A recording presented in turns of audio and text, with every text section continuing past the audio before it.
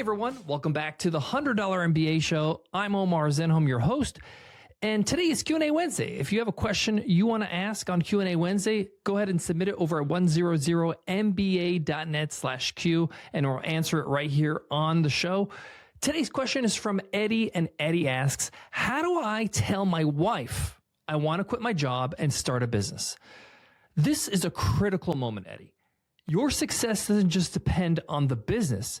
It depends on getting the people closest to you on your side. Today, I'll share with you how to approach this conversation with transparency, with accountability, and mutual respect, but also a plan for the next months and years ahead. This is not a once and done thing like I'll explain in today's episode. Here's the thing. When you start a business, your team begins at home. If you can't sell the vision to your wife or your partner in life, you're going to have a hard time selling it to strangers out there in the world. So let's talk about how to get your partner on board so you can set yourself up for success. So you can have that peace of mind too, by the way, that the person that's closest to you has your back. So let's start with that open, honest, and consistent communication. Like I mentioned, this isn't a one-time conversation. It's the start of an ongoing dialogue about your goals, about your challenges, about your progress with your entrepreneurial journey. I know this might feel uncomfortable, but trust me, this is going to make things so much easier for you as an entrepreneur. When I left my teaching career, and I taught for 10 years as an English teacher, but when I left that career and became a full-time entrepreneur, it was important to me to communicate this change to the people that are most important to me in my life, the people that were closest to me at the time, including my parents, my siblings, my partner in life, and now business, Nicole Baldino. We made decisions together and we kept the communication going. This is so important because it's something that you want to make sure that your partner in life is included in. You don't want them in the dark, because when things are in the dark, people get nervous, right? People are unaware. People start assuming things. You don't want people to make up their own conclusions. You want to just have things out in the open. And that's why you should schedule a weekly or bi-weekly check-in with the person that's in your life that's important, your wife, your partner, whatever it might be. Maybe it's somebody you live with that is really concerned about you and really rooting for your success. And this doesn't have to be some sort of formal meeting. It could be literally 5-10 minutes where you just say, hey, I just want to fill you in on how my week went. Here are some of my wins, and start with some wins. Maybe here are my top wins this week. I closed a customer. I got the new website up and running. I created a system on how to handle customer support. But I also had some losses, or I had some challenges along the way. I had to give a refund. I had to deal with some overwhelm that I was having. I'm trying to make my first hire, but no candidates really stand out. So it's okay to share the wins and the challenges. It's okay, because the reason why you're doing this is because you want to include them along with the journey. Now, maybe they're not part of the business. Maybe they're not a part of the day-to-day decisions you're making in your business. But it's good for them to get an understanding of what you're going through and what's happening, what's the progress. So it doesn't have to be that official. It could be 5 to 10 minutes, but it's actually going to make a lot of difference, because they're going to be in the know. They're going to understand that you're making progress. And of course, they're going to feel like, hey, that you care enough about them that you're going to share something special like this project that's so important to you with them. But of course, there's an initial conversation you need to have when you are thinking about quitting your job and becoming a full-time entrepreneur. Well, in that conversation, you need to sell the vision and plan. So say, for example, you decide, I'm going to sit down after dinner and speak to my partner about quitting my job and what I'm going to do. What's the plan? What's the transition? How are we going to make money? How long do I expect before I can start earning money in my business? And how much money would that be? So this really matters, because if you can't clearly explain the why of the plan, it will be hard to gain support, right? It's going to be really hard to get their buy-in.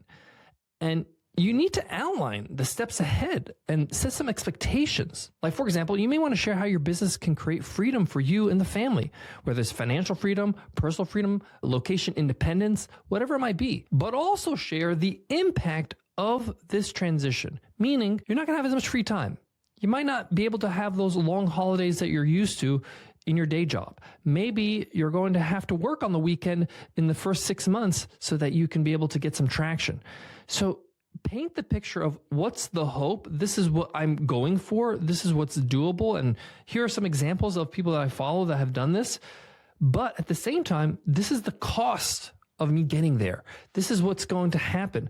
And I'm going to need your support along the way because I may not be as available, or I may not be able to do the things, whether it's financially or time constraints, as I used to, or as I am doing right now. So the point here is that you want to communicate the vision, but also what's the cost of that vision? What's it going to take for you to pull it off? Because best believe they're going to feel the consequence of this major change of you leaving your job and starting a business, right? It's not like they're not going to feel it. They're going to be impacted in some way, and it's their right to know what's going on and to understand what is going to happen next. So here's an action step. Prepare a plan that includes timelines, some goals that you have for you and your business, and some contingencies. Walk through this plan with your partner and discuss it together. Address any concerns that they might have. This is something that is important because they might be able to give you feedback. They might be able to help you improve. They can also maybe shed some light on some things you're not considering. But the point here is that by including them in this discussion, they're getting buy-in, right? By them feeling like they're a part of this discussion and this possibility, they're feeling like, okay, I'm empowered. I'm a part of this process. I'm not a victim of this process, or I'm not a victim of this decision. This leads me to number 3, be open to feedback and be willing to adjust your plan, right? Your wife, your husband, your partner in life may offer valuable insights that can actually improve your plan, that can really allow you to accelerate the plan even. You're not just looking for approval here. You're actually looking for collaboration. This is one of the reasons why when we started the $100 MBA, I wanted to include Nicole as much as possible, and I wanted to get her buy-in. And I actually said, hey, the best way to do this is become my co-founder. Let's do this together. That's what I decided to do because I knew she could help us create a better product, a better podcast, a better brand. And she has a mind that actually is opposite to mine, meaning that I like to go for it. I like to take risks. I'm an action taker. She's more calculated. She's actually looking at all the contingencies and making sure that we don't make costly mistakes.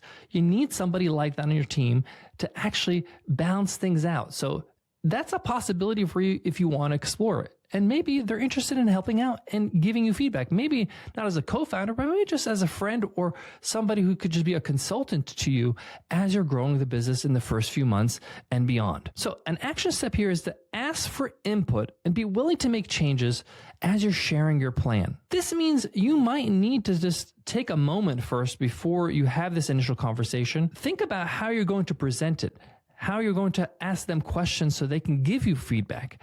And also tell them, hey, this is just a rough plan. I'm flexible. I'm okay with changing the plan, but I wanted to come to the table with something so that we can have a discussion. I think to start the discussion. Okay. The best thing I can really share with you that has worked for me is to come from a place of mutual love, respect, and understanding. You know, it's okay for you to say, hey, I'm not happy in my job, in my career. I need to make a change.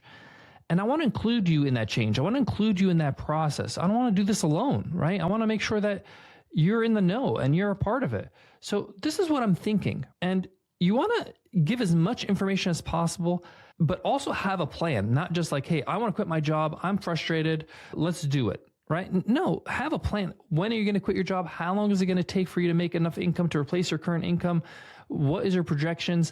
Have something there that you can start the conversation and start adjusting the plan accordingly. Next, accountability matters. Okay. By sharing this process and having this open, candid conversation and the continued conversation with those weekly check-ins that I suggested, you're holding yourself accountable, right? It's easy to get lost with the excitement of starting a business, but having that accountability with somebody that's with you physically in the same place as you is going to be super important and help you achieve your goals. So for example, like I mentioned, we do weekly progress updates with my partner, Nicole. We did this in the beginning. It was super helpful in the beginning, especially because we want to make sure we're building momentum without getting overwhelmed, but also to make sure that we're on the same page. Are we building the right business for us, the right lifestyle? Are we attracting the right customers? Are we building the right brand?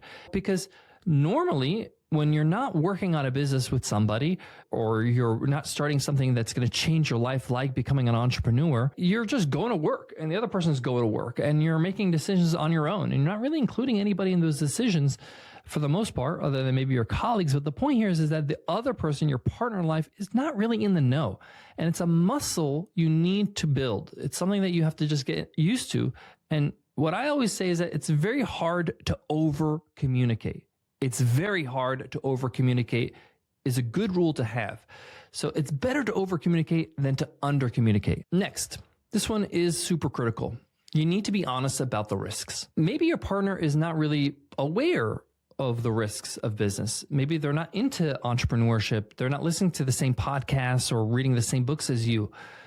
And they're kind of unaware of what kind of risks are involved. You need to communicate that. It's something that you'll actually gain credibility from by actually just being honest, that there's no guarantee of success. It's important to acknowledge that up front. This shows maturity, it shows humility, but also builds trust, like I mentioned. I've had businesses fail. We had projects and products that failed, but because we were aligned on the risks from the start, we were able to handle those moments together, learn from them, and make a decision on how we're going to move forward together. Now, even if your partner's not involved in the business, it's important for them to understand that it's not all going to be sunshine and rainbows, that there will be challenges and there will be failure. That's just par for the course. And it's okay for you to share those challenges and those failures, as long as you also say, hey, this is what I failed at, this is what I learned, and this is what I'm going to do moving forward. And it just shows a bit of humility, but also shows that you are just being transparent about the situation. So expectations are set properly. So be okay with having an open conversation about possibly failing, about not being as successful as you imagine, right? Discuss what things can go wrong, right? It's okay. We could do this without any fear. We haven't done anything yet, right? That we're just getting started, but discuss it. This can go wrong. People have failed in doing this sometimes. I may need a few reps, a few tries in order for me to figure out what's the best way or the best course of action for me and my business. Now, I mentioned this earlier, but it's so important I need to emphasize it. Celebrate the wins along the way. Why does this matter? Well, celebrating milestones keeps you motivated, right? But also reinforces that the journey is worth it, right? Even if there's some early wins, right? Landing a first client, like I mentioned, or a small milestone, these moments need to be celebrated, okay? They gave us so much fuel when we celebrated those wins, right? So I want you to do the same, because you're going to be sharing some of the challenges, but you also need to not forget to share the wins. And by the way, the longer you do this, the more important this is, because you start forgetting that, hey, that's actually a pretty cool win, right? And to them, that's a huge win because they're not involved in the day-to-day. So remember, sharing wins is just as important as sharing the challenges. Maybe agree on doing something when you have a significant win, whether it's reaching a new revenue milestone or getting a new big client or account or whatever it might be. You know, you might say, hey, anytime we celebrate a pretty significant win, let's do something. Let's go out for ice cream or something, or let's go for a walk and enjoy some time together alone. Don't be afraid to get silly and have a little mini dance party. It's okay. Enjoy. Mark the occasion with some celebration. So Eddie, telling your wife you're quitting your job and starting a business is a big conversation, but it's also an opportunity. It's an opportunity for you to build trust and align with your partner, to be open, to be honest, but also to be consistent with that conversation, or that communication, I should say. Be consistent with not being like the once and done thing. Make sure that you're constantly communicating your wins or challenges, but also reiterating your vision. Make sure you're holding yourself accountable. And again, like I said, celebrate some wins along the way. This isn't just your journey. It's a shared one because you share a life with somebody, and it's important for them to be in the know with what's going on. You'll benefit, the business will benefit, and of course your partner will benefit because they're a part of your life. They're a part of this journey as well. Thanks for tuning into the $100 MBA show. If you're watching this podcast episode on YouTube, make sure you hit subscribe. And we have all our links to our website where you can consume more and more episodes, over 2,000 episodes. Also, if you want to submit a question, just go to 100mba.net/Q and we'll answer it right here on Q&A Wednesday. Thank you so much, Eddie, for submitting your question. Thank you so much for listening, for watching, and learning from Eddie's question. And I'll see you in the next episode.